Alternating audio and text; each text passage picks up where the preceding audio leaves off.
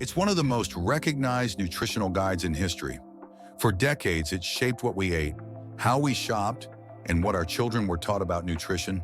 But what if this iconic symbol was built on a foundation of flawed science, industry influence, and misguided policy? In the years following the introduction of the food pyramid in 1992, American obesity rates skyrocketed by over 50%. Diabetes diagnoses more than doubled, and heart disease remained the #1 killer despite low-fat diets becoming the norm. Was this just a coincidence, or could our trusted dietary guidelines actually be making us sick? Today on Better Body Doctors, we're flipping the food pyramid on its head to reveal what science really says about healthy eating, who influenced these guidelines, and why the foundation of the pyramid might be fundamentally flawed. The origins of the food pyramid. To understand where things went wrong, we need to go back to the beginning. The story of the food pyramid starts in the 1970s, when concerns about heart disease were rising and politicians were demanding action. In 1977, just 3 years after I was born, a Senate committee led by George McGovern published the first dietary goals for Americans, recommending that Americans reduce their fat, saturated fat, and cholesterol consumption. But here's the crucial question. Was this recommendation based on solid scientific evidence? The evidence was far from conclusive.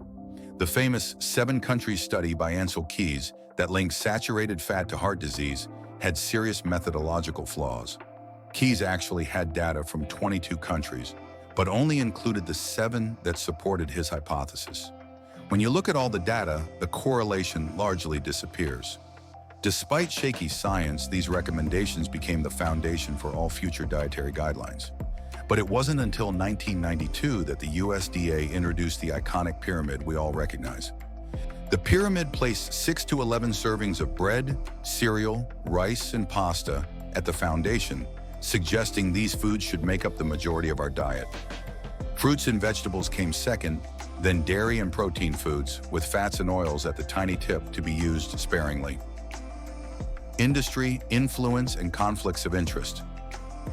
Before we look at the scientific problems with these recommendations, we need to ask a crucial question. Who had input into these guidelines? The USDA, the agency that created the food pyramid, has a dual mission that creates an inherent conflict of interest. It's tasked with promoting American agricultural products while also providing nutrition advice to citizens. Grains make up a significant portion of American agriculture. Is it just coincidence that grains form the foundation of the pyramid? The original draft of the pyramid actually placed fruits and vegetables at the base, but after intense lobbying from the grain industry, the design was changed to feature grains at the foundation instead. Similar influence came from other food industries.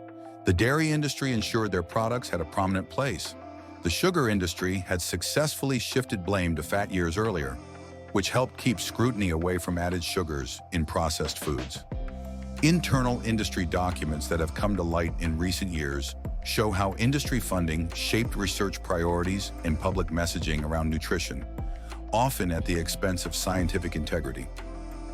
Before we dive into the scientific flaws of the food pyramid and the health consequences that followed, I want to invite you to join our Better Body Doctors community. Hit that subscribe button and bell icon right now so you don't miss any of our investigations into the foods that affect your health every day. We're just getting started with exposing the truth about nutrition guidelines that may be harming rather than helping you. The scientific flaws in the pyramid. Now let's examine the scientific problems with the food pyramid's recommendations. First, the pyramid treats all carbohydrates as essentially equal. The base doesn't distinguish between processed grains, like white bread, and whole grains. Yet research has consistently shown these foods affect our bodies very differently. Second, the pyramid demonized all fats equally, placing them at the tip to be used sparingly. Yet we now know that different fats have dramatically different effects on health. Omega-3 fatty acids found in fish, monounsaturated fats in olive oil and avocados, and even certain saturated fats like those in unprocessed coconut products have beneficial effects that were completely ignored by the pyramid's simplistic view. The pyramid's low-fat message led to an explosion of low-fat processed foods, that replaced fat with sugar and refined carbohydrates.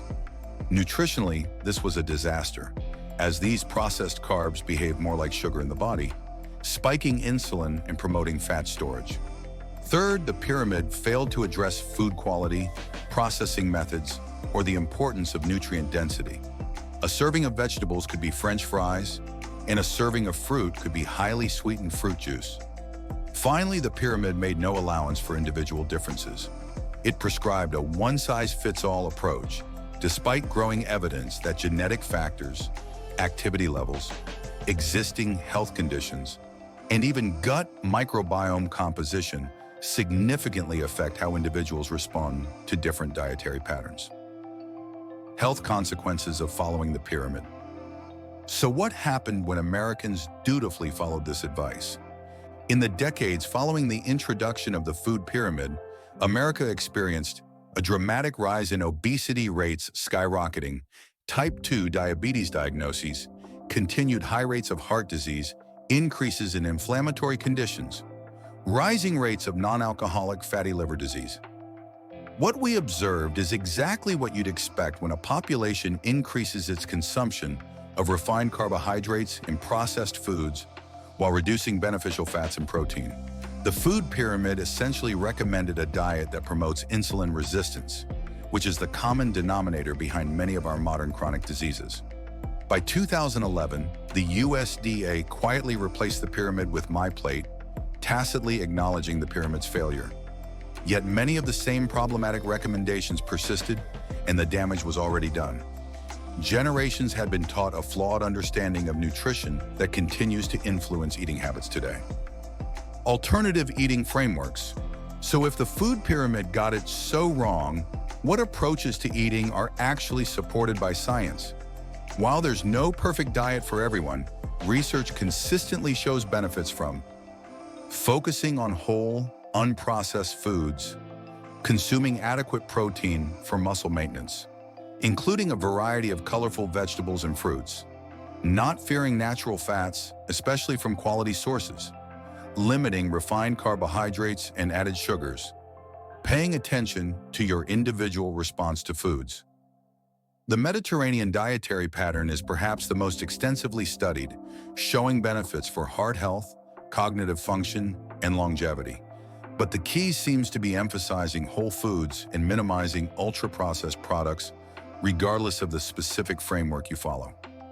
What's fascinating is that traditional dietary patterns from around the world, despite their surface differences, share common elements that the food pyramid failed to capture. They all emphasize food quality, natural whole ingredients, and balanced macronutrients without the excessive refined carbohydrates that form the pyramid's base. Conclusion and next steps.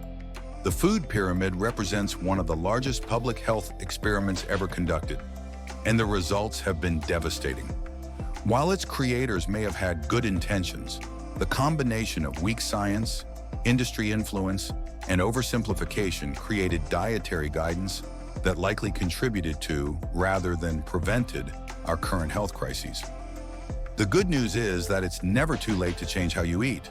By understanding the flaws in conventional dietary advice, you can make more informed choices about what works for your body. In our upcoming videos, we'll dive deeper into specific food categories, explore the science behind different dietary approaches, and interview experts at the forefront of nutritional research. We even have an exclusive interview coming up with the author of a groundbreaking new book on nutrition, but that's still under wraps, so you'll need to stay tuned.